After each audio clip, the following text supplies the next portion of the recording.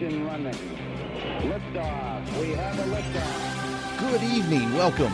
It is Eric Erickson here, News 95.5, AM 750, WSB. Okay, so I told you that the polling was coming out at 5. That's what my email said, but apparently it's coming out at 6. I will bring it to you as soon as I possibly can. Bring you the update on the polling in Georgia. We do know the ground game numbers in Georgia. There's nothing about that I cannot share with you. And it is close. It is very, very close. The Democrats are, according to the data I have, beginning to inch ahead. And because they are beginning to inch ahead, you got all sorts of issues and implications for the Republicans. What I want to tell you, though, is if you're freaking out about early voting and the Democrats suddenly surging, you need to understand that in 2016, the Democrats crushed the Republicans in early voting. In fact, you had a ton of people who were saying that this was bad news for the GOP, that this was obvious. Donald Trump was toast in Georgia, and he wound up being able to pull it off. And what I'm seeing in Georgia is there has been a serious uptick in early voting for Democrats. But keep in mind, there are a couple of counties in Georgia that Donald Trump won by 80% in 2016, and these counties have already exceeded the entirety of their vote from 2014 in just the early vote this time. That's a pretty significant impact of early voting in counties that are Trump counties. They're very solidly Republican, and it looks like so Brian Kemp's entire strategy is because he knows Stacey Abrams will be able to turn out Democrats in the metro area. He wants to offset them with suburban voters and these exurban and rural voters. So Forsyth County, Cherokee County, Walton County, go down to Stevens County, places like this. You want to have a large Republican turnout there. And it appears that he is doing this. Now, there does also appear to be a lot of new voters coming into play. A lot of new voters who haven't voted before. The odds are most of those voters are voting for Stacey Abrams. The data suggests that there is some third-party polling out there. The Data Institute, which looks at this information, shows that basically at about a rate of 80%, independent voters are voting Democrat around the country this year. So we will keep up to speed with this. We will have the polling that's out at the top of the hour, and I will be able to break that down. Nationwide, we're seeing the same thing. Democratic mobilization after the bomber last week. And, I got to say, let me just freeze for just a second. I hesitate to bring this up. And the reason I hesitate to bring it up is because I know there will be a significant portion of people who hear this and will nod along and say, oh, yeah, that bomber totally was a Democrat. And we know he wasn't. I got ambushed by somebody yesterday who said he had read that bomber was actually a lifelong Democrat and only registered Republican in 2016. And that's not true. And some of you I know believe it. And I know you believe it because it was one of you who confronted me with this. And I had to explain that it was not true. That is a conspiracy. It was originated on certain fringe right-of-center websites, but it simply is not true. And I can't tell you any more than it's not true. And if you don't believe me, well, that's on you. It's not on me, but it's not true. The guy was an uninvolved, unregistered person until Donald Trump inspired him to get into politics. And he turned out to be a nut. That's okay. It's not in casting dispersion on Republican voters or Trump voters. It's just that one guy. Let's not make it a collective thing. Nonetheless, what I can tell you is in the early voting models, the Democrats really did. There was an uptick. I really shouldn't even say it was an uptick of Democrats. It was a downtick of Republicans. The Democratic turnout was actually fairly steady. It was a Republican downtick. And in fact, there are efforts now by Democrats around the country to try to suppress the Republican vote. So around the country, Democrats are pushing this. In fact, in North Dakota, Democrats are running ads on social media that Election Day is Tuesday. If you elect, you will have to reapply for your hunting and fishing license. That's what the Democratic Party of North Dakota is telling people, that if you vote, you will have to reapply for your hunting and fishing license. Absurd. In Missouri, Democrats are targeting Republicans, saying Josh Hawley opposed Eric Greitens, the ousted governor there who resigned before otherwise facing impeachment. They're trying to suppress that vote. In Georgia, I am sure they're going to do something similar. In this last week of early voting, they're going to try to suppress. And what's so funny about it is Democrats always say it's Republicans who are suppressing the vote, but in fact, it is the Democrats around the country in an organized effort trying to suppress the vote. And you should remember that, and you should go vote. Now, what does this look like for the Senate? Nate Silver of 538, who everyone pays attention to, has released a statement in the last hour. I shouldn't say a statement. He released a piece on his website and said Democrats, quote, need a systematic voting error to take the Senate, close quote. What does he mean by that? Well, all of the polls must be wrong or the Democrats can't pick up the Senate. Why must all of the polls be wrong? There has been a strong surge in Indiana of Republican voters.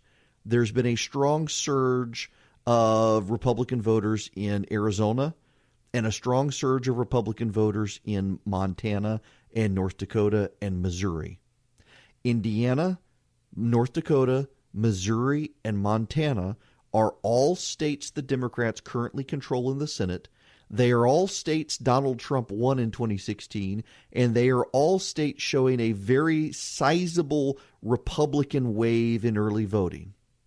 Republicans tend to win the absentee ballot war and lose the in-person early voting war. In Georgia, we're seeing very much the same thing. As I mentioned in 2016, Democrats crushed Republicans in early voting. Republicans won the absentee race, but Democrats just so overwhelmed early voting. This time, Republicans and Democrats are at parity in absentee balloting. Stacey Abrams has pushed a lot of Democrats to vote early through absentee balloting, and she appears to have been able to get people to do so. But the in-person early voting where Democrats win in Georgia is really, really tied up. And so the Democrats can look at the absentee balloting and say they were roughly at parity with the Republicans, and that's good for them. But the Republicans can look at the in-person early voting and say, hey, wow, we're actually holding our own here. And both sides do a very diligent job of tracking people. Now, I have gotten a lot of questions, and I've tried to explain this several times, the early voting issue. And I want to spend a few minutes when we come back walking you through how the parties know what's going on and who they know is voting. They do a very good job of tracking it, so they have a very good sense of it. And it's one reason the Kemp campaign, though the polling across the board, the Real Clear Politics average and whatnot shows everything relatively tied, the Kemp campaign is actually, they're looking at this and they're not hitting the panic button. They're thinking they're going to be able to get this. Remember, Republicans tend to outvote Democrats on Election Day, and we have a state that still has more Republicans than Democrats in it, even though it's closer. So when we come back, how exactly are they doing this? How exactly am I able to tell you Republicans and Democrats are at parity, Democrats are ahead on absentee balloting, or they're tied on absentee balloting? How do we know all this stuff? I'll explain it to you. Do you have trouble sleeping?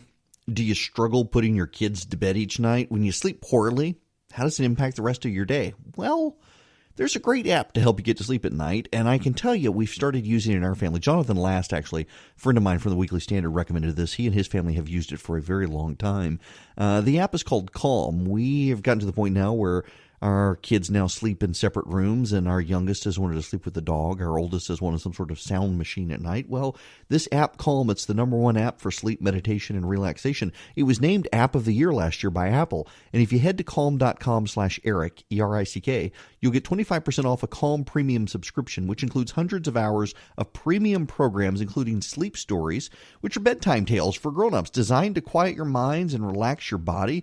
They're read by soothing narrators like Clark Peters from The Wire and Jerome Flynn from Game of Thrones.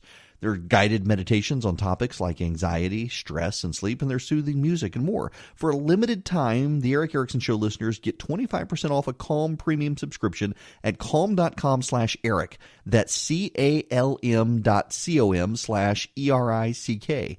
It includes unlimited access to all of Calm's amazing content that will have you drifting off to dreamland in no time at all. Get started today at calm.com/Eric, then get to sleep.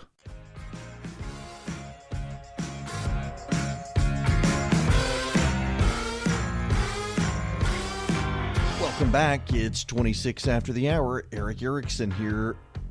Now, I've only got about a minute left, and I do want to take your phone calls as well.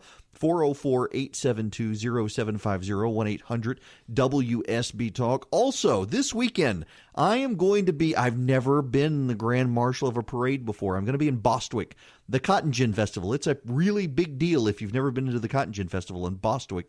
They're having it this weekend. I will be at the parade on Saturday.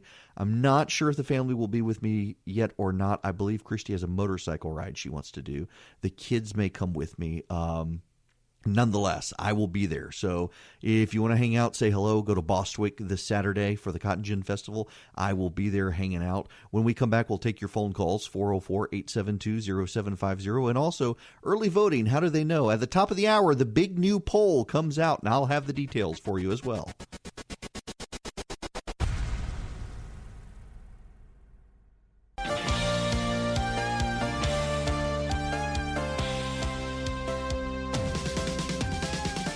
It is 39 after the hour. Welcome. It is Eric Erickson here, News 95.5, AM 750, WSB. The phone number, 404-872-0750, 1-800-WSB-TALK. Let me explain to you, before I take phone calls or anything else, let me explain to you exactly how everything works as far as early voting goes, and how do we know the results? How do we have any idea how many Democrats have voted, how many Republicans have voted, et cetera, et cetera, et cetera? Well, we know in Georgia you can get a voter file. In pretty much every state you can get a voter file.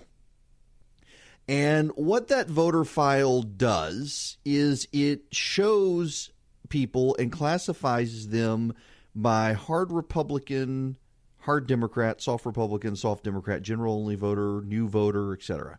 What does that mean? Well, if you are a hard Democrat or hard Republican, what it means is that you always vote in primaries for that party. If you are a soft Republican or soft Democrat, it means that you oftentimes vote in primaries for both parties, but you have a greater propensity to vote in the primaries of one. So, for example, you vote in local Democratic primaries, but you always vote in the Republican presidential primary. Well, the odds are you're a soft Republican voter. There are more hard Democrats in this state than there are hard Republicans. That is, people who vote in Democratic primaries regularly, as opposed to those who only but regularly vote in Republican primaries. There are more soft Republicans than soft Democrats in the state. Now, to give you a sense of what I mean by that is, in Forsyth and Cherokee counties, there are a lot more soft Democrats than soft Republicans, but there are a lot more hard Republicans than there are hard Democrats. Why? Well, because in Cherokee and Forsyth County, everyone is a Republican. So if you are a Democrat and you want to have a say in local elections, you got to vote in the Republican primary for city council, for county commission, for state rep, state senate, things like that.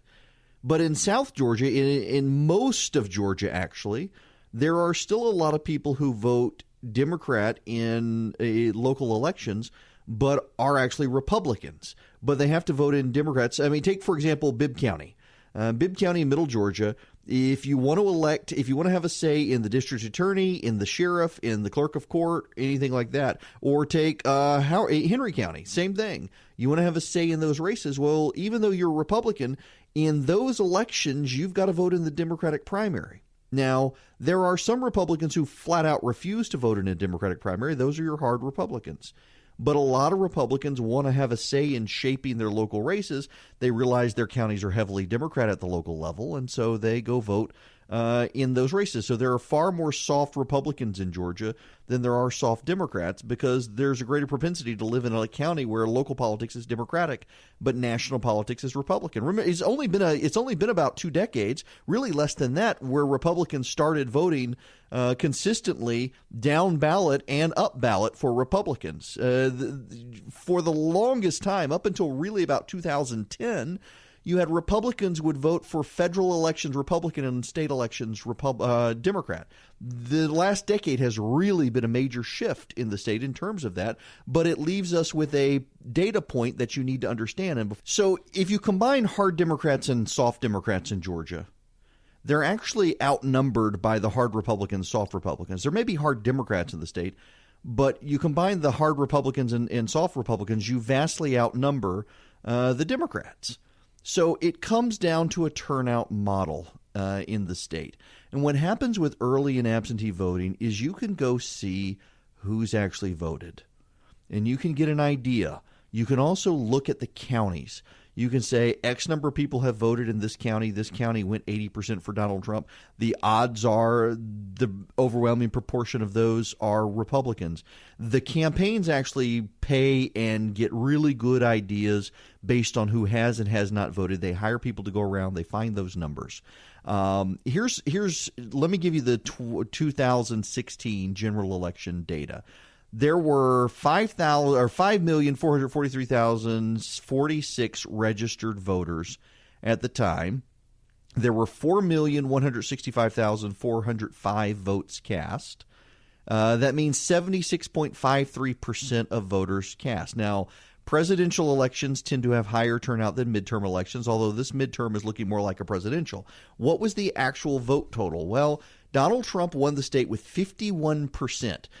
Compare that to Nathan Deal, who won the governor's race with about 53%. This was a step down. The president got 2,089,104 votes, and Hillary Clinton got 1,877,963 votes. Gary Johnson got 125,306 votes. 3% went to the Libertarians. So now what about the breakdown here? Well, absentee in-person voting for Donald Trump was 102,000, and for Hillary Clinton it was 98,000. Advanced in-person voting was 1.1 million for Donald Trump and 1 million for Hillary Clinton. So, sorry, I got that wrong. I said they far outpaced us. They didn't. And election day total, this is where it comes out to be very big for Republicans.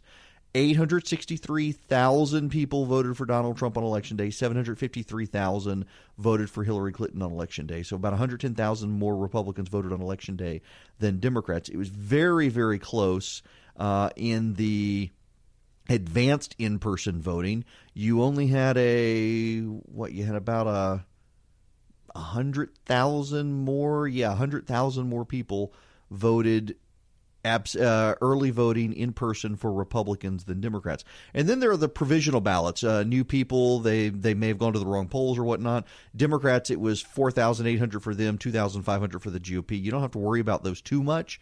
But you see the pattern here.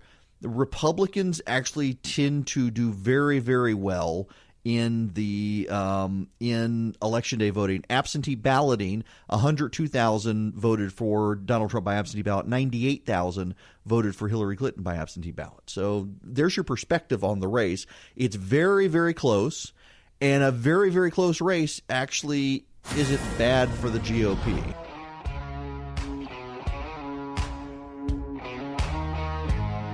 Is 55 after the hour. We've got about a minute, but I'm going to try to work in John from Sandy Springs. Welcome.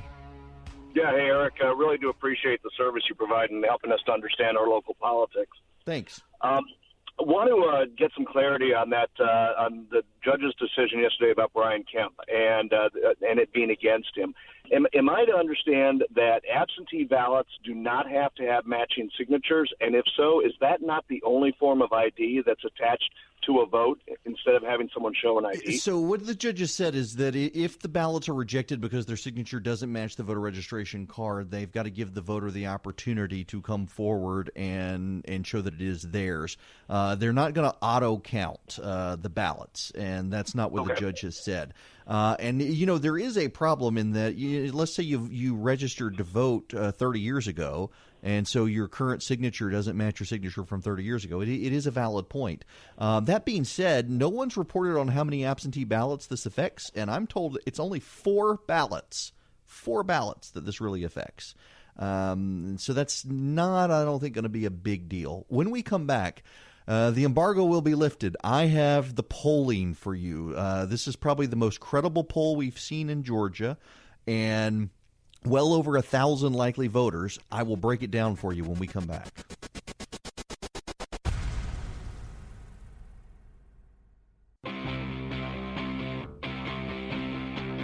Three, two, one, zero. All engine running. Liftoff. We have a liftoff. Good evening. Welcome. It's Eric Erickson here. News 95.5 AM 750 WSB. The phone number 404-872-0750 1-800-WSB Talk. And now I've got the big breakdown of the AJC, Atlanta Journal-Constitution, WSB TV, Channel 2 Action News poll.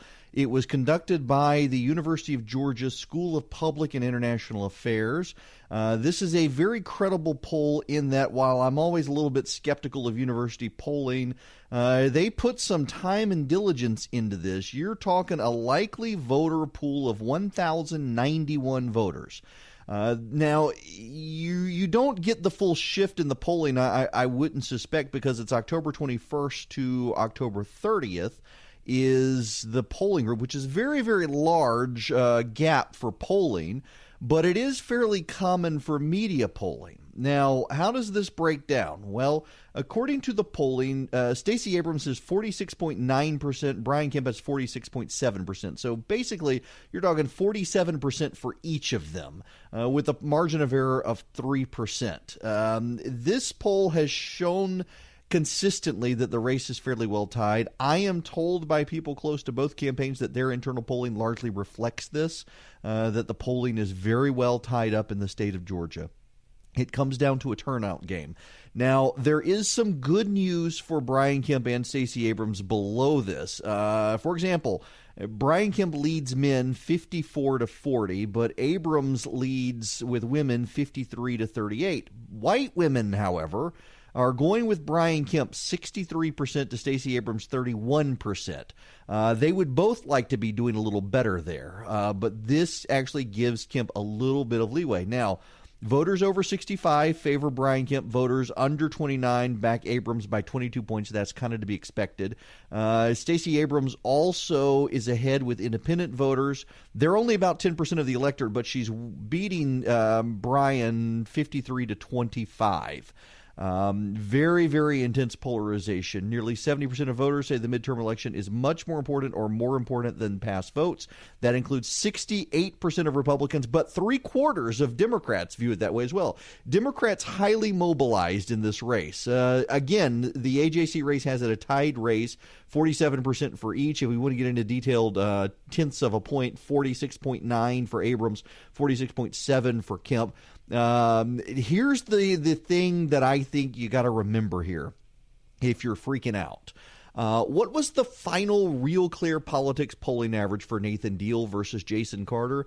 The final polling had Deal 48.4 to Carter 43.8, with Nathan Deal having a 4.6 percentage point lead. Right now, the Real Clear Politics polling average for this race has Brian Kemp with only about a percentage point lead. The final outcome of the race was Nathan Deal 52.8 to Jason Carter 44.8. Nathan Deal with an 8-point lead. What actually happens here is voter mobilization and turnout. But remember, there is a latent advantage for Republicans in Georgia because Georgia is still a Republican state. There are several 100,000 more Republicans in the state. If they turn out and they vote for Brian Brian Kemp will be able to be governor without a runoff. A lot of people in the media are starting to suggest there may be a runoff. None of the people I've been talking to in the Kemp campaign or towards the Abrams campaign are really saying a runoff right now. They don't think the Libertarian ultimately is going to be that big a deal in that race. Now, the Libertarian may play a role in the Secretary of State's race. That race with John Barrow and Brad Raffensperger is tied. That race is, let's see, I got the data here. Jeff Duncan is leading Sarah Riggs-Amico, and John Barrow is 42% to Brad Raffensperger, 41%. Keep in mind, John Barrow was a congressman. He's got a base of support over in the eastern part of the state. The Libertarian in that race, though, is getting 5.4%, while 11% remain uncommitted. I think the big tip-off here is the Jeff Duncan versus Sarah Riggs-Amico. That is a low-profile race, and you see that the Republicans have an innate several percentage point advantage, and I think that helps the Republicans. We are still a Republican state, but it's going to be very close, and it's going to come down to turnout. So we've got a turnout issue here, folks. Republicans have a built-in advantage in Georgia because of turnout, but Democratic turnout is just huge right now, and it is huge in the metro area. Barack Obama is coming in tomorrow for Stacey Abrams. Oprah Winfrey has come in today for Stacey Abrams. You had the vice president today for Brian Kemp in North Georgia, Augusta, and Savannah, trying to hit those areas. You'll have the president come in for Brian Kemp in Macon on Sunday. They're expecting a huge turnout in Macon for that. Probably wise to get the president in middle Georgia instead of the Atlanta area, because there's a lot of data in multiple campaigns showing when the president campaigns for a Republican in an urban area, it also mobilizes Democrats. But when you take him out into the ex-urban area or the smaller city area, it doesn't necessarily fire up Democrats as much as it might. The president's presence is very polarizing. There is other good news, somewhat good news for Brian Kemp, in that 46% of voters in Georgia approve of the president's performance, 50% do not. Now, that sounds bad, except this is actually an increase for the president in Georgia. So his polling has been headed in the right direction. Those trend lines look good for Brian Kemp. The Kemp campaign, I am told, looks encouraged by their polling numbers and their turnout models. Their turnout models show them turning out where they need to be turning out. I am also told that their turnout models show that while Stacey Abrams is doing very, very well in the metro Atlanta area, she's not doing as well as she needs to be doing in some of the other counties, which is good for the Kemp campaign. But that can turn. Now, we've had rain come through today. Rain tends to turn down early voting numbers when it hits during early voting because of the lines. People don't want to stand in line outside their boards of elections. None but on Tuesday, North Georgia, which is a Republican area, is expected to get rain. South Georgia, not necessarily so much, and it may skip the metro area. Now, this is continuing to be in flux. We can't really make anything of the weather, but you get rain on Election Day, it can throw things for a loop. All this is to say is it is a very close race, and it comes down to voters turning out. And the more heavily active voters right now are Democratic voters. It is a very close race, and the Democrats are overwhelmingly more engaged than Republicans. Stacey Abrams will be governor. There is news on the Stacey Abrams front as well. I put this up on my Facebook page, my personal Facebook page. You can go check it out. Stacey Abrams, when she was in the legislature, we played that clip yesterday from The View. Let me see if I can find this clip again. This is Stacey Abrams on The View talking about the AR-15. Do not believe that weapons of mass destruction like the AR-15 belong in civilian hands. So you think I don't think any. I do. I think they should be prohibited from civilian use. I've shot an AR-15, and I think you probably have too. And while it's an amazing amount of power, it also is an amazing amount of destruction. And there's very little that can be done to protect vulnerable communities when the AR-15 is present. I do appreciate your honesty, and I assume that by banning it, you would be rounding them up. It's the most popular gun in America. Around 61% of all U.S. civilian rifle sales. Would we be rounding them up from civilians in Georgia that own it? We have had a ban on assault weapons before in the United States, and I think that we should do it again. I think that there has to be a conversation of how it's accomplished, because we have to recognize that this is a national conversation. Well, it may be a national conversation that she wants, but Stacey Abrams in 2015 filed legislation. I put a copy of it up, a picture of it on Facebook, and she wanted to not only ban semi-automatic weapons in Georgia, but also have the Georgia Bureau of Investigation confiscate existing weapons. It was a long list of semi-automatic weapons, some of those popular long barrel guns and massive list of handguns in the state of Georgia. Basically, any semi-automatic weapon was classified under the legislation she proposed as an assault weapon, and she wanted the Georgia Bureau of Investigation to confiscate all of them if the legislation passed. Now, obviously, it did not pass, but you can be sure if she were to be elected governor, this gun issue would be a very big issue that she would play up. None of that information was out when this polling started. How the gun information, what she said on The View, what she said about the free market, all these things started trickling out during the period that was being polled. How they shifted voters, I guess we'll find out on Election Day. Do you have trouble sleeping? Do you struggle putting your kids to bed each night? When you sleep poorly, how does it impact the rest of your day? Well, there's a great app to help you get to sleep at night, and I can tell you we've started using it in our family. Jonathan Last, actually, a friend of mine from the Weekly Standard, recommended this. He and his family have used it for a very long time. The app is called Calm. We have gotten to the point now where our kids now sleep in separate rooms, and our youngest has wanted to sleep with the dog. Our oldest has wanted some sort of sound machine at night. Well, this app, Calm, it's the #1 app for sleep, meditation, and relaxation. It was named App of the Year last year by Apple. And if you head to calm.com/Eric, E-R-I-C-K, you'll get 25% off a Calm premium subscription, which includes hundreds of hours of premium programs, including sleep stories, which are bedtime tales for grown-ups designed to quiet your minds and relax your body. They're read by soothing narrators like Clark Peters from The Wire and Jerome Flynn from Game of Thrones.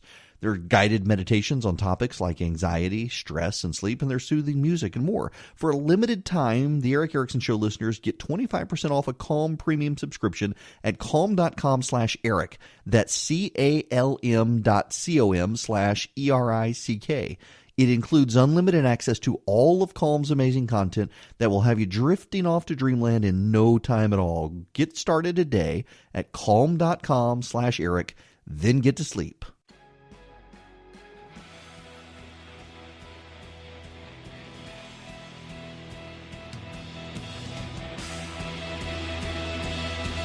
It's 25 after the hour. Eric Erickson here. Phone lines are open. 404-872-0750, 1-800-WSB-TALK. Now, there is other stuff going on as well. Lucy McBath is out attacking Karen Handel. Democrats have put some money into this race.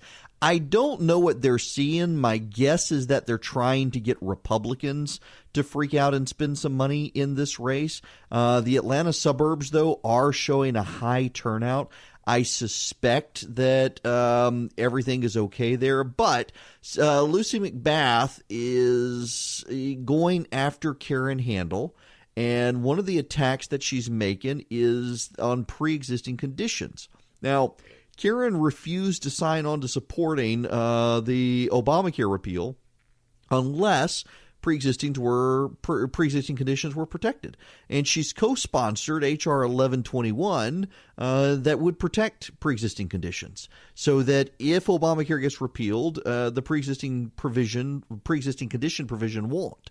But, McBath is out there doing everything she can to attack. And I think what McBath is trying to do is she's trying to get people, get Karen Handel on defense, because Karen Handel has had McBath on defense over this voter registration issue.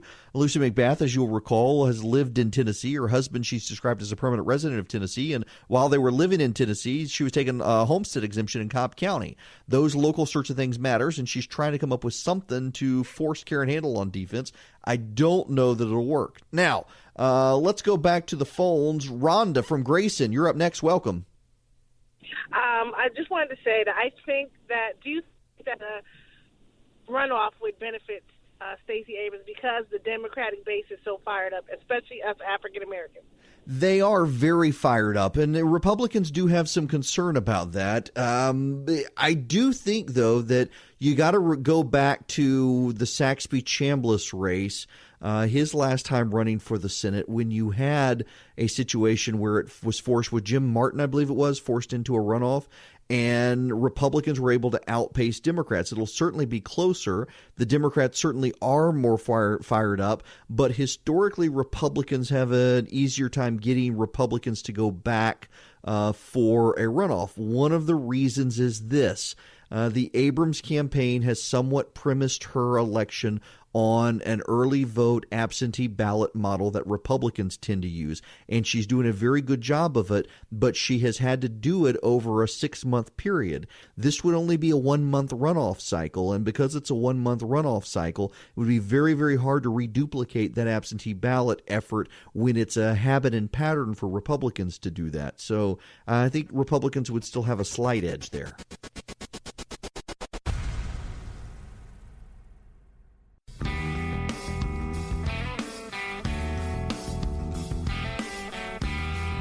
It is 39 after the hour.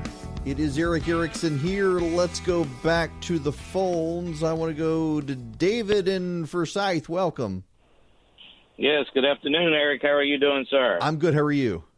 I'm doing good. Enjoy your show. Listen every day. I'm a truck driver. Oh, thank you. But I had the question about how important the governor's race was going to be with the 2020 census coming out in 2021 when they do the redistricting.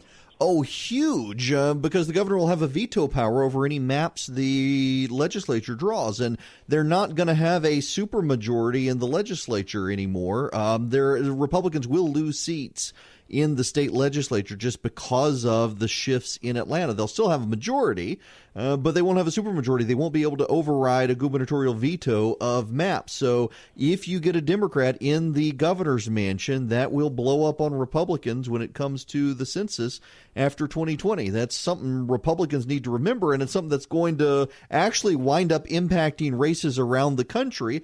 Right now, Democrats are projected to pick up 7 governor's races.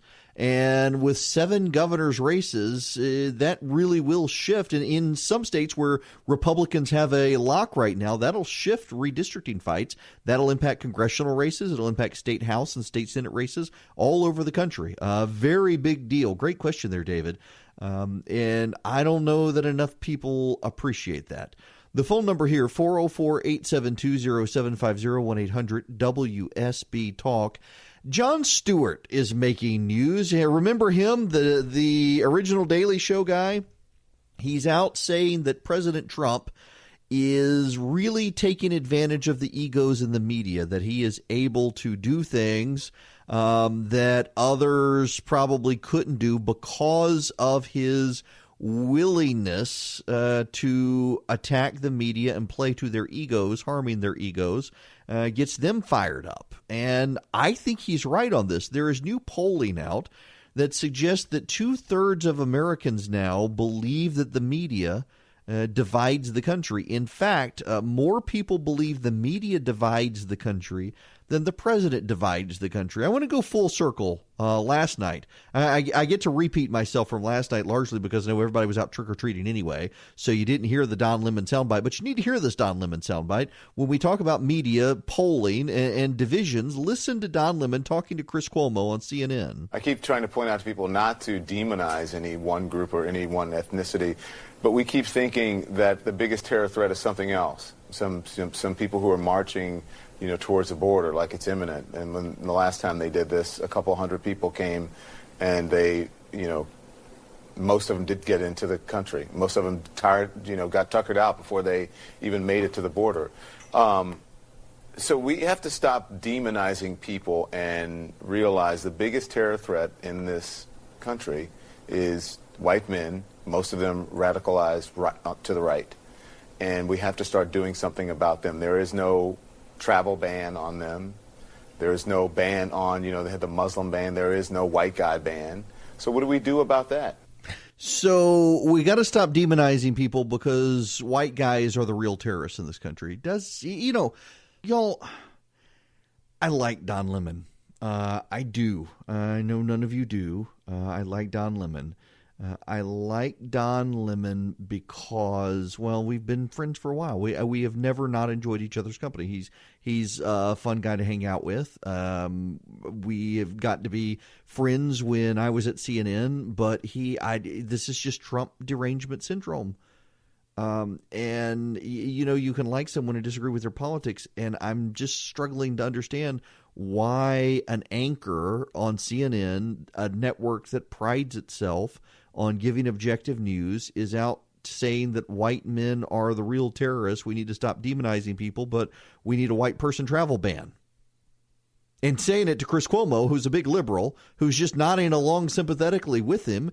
This is the network that wants to claim that it is somehow less biased than the other networks, that this is the network that gives you the news most accurately, the fairest presentation of the news without the political biases and spins. And yet here's an anchor on CNN demonizing white men, calling them terrorists. And by the way, terrorism is a very specific word. I know it gets lost these days, but terrorism is actually a very specific word. It is to use violence for political purposes. Now, arguably, you can call the guy in Pennsylvania who shot up the synagogue a terrorist because he intended to use this violence to change a political policy. But by and large, the violence that Don Lemon cites among white men, you know why white men are the greatest perpetrators of violence in this country? Because they're the majority. You go to an Islamic country, guess who the greatest perpetrators are there? The majority population. Go to a European country, you'll find the same thing. Go to an Asian country, you'll find the same thing. Look at it per capita, though, and it's not necessarily the case. That was a cheap shot, and it undermines CNN, and it undermines Don Lemon's credibility at a time the president is seeking to attack CNN and the media as enemies of the people. He's just playing into that as him viewing white men as the enemy in this country, him viewing white men as terrorists. It's not helpful to any conversation we need to have in this country about what's going on. It is not helpful to anyone other than possibly makes him feel good to unbear himself and unbear his soul and tell people this. But what agenda does it advance? None. It undermines CNN's credibility. It undermines his credibility, and it just fires up the president and the president's base. There was no point in him saying this, other than I guess he'll sleep well at night for saying it. But it's just a reminder that Trump derangement syndrome affects even the media, and now 2/3 of the country believes the media is more divisive than even the president. Yeah, I would say that's true.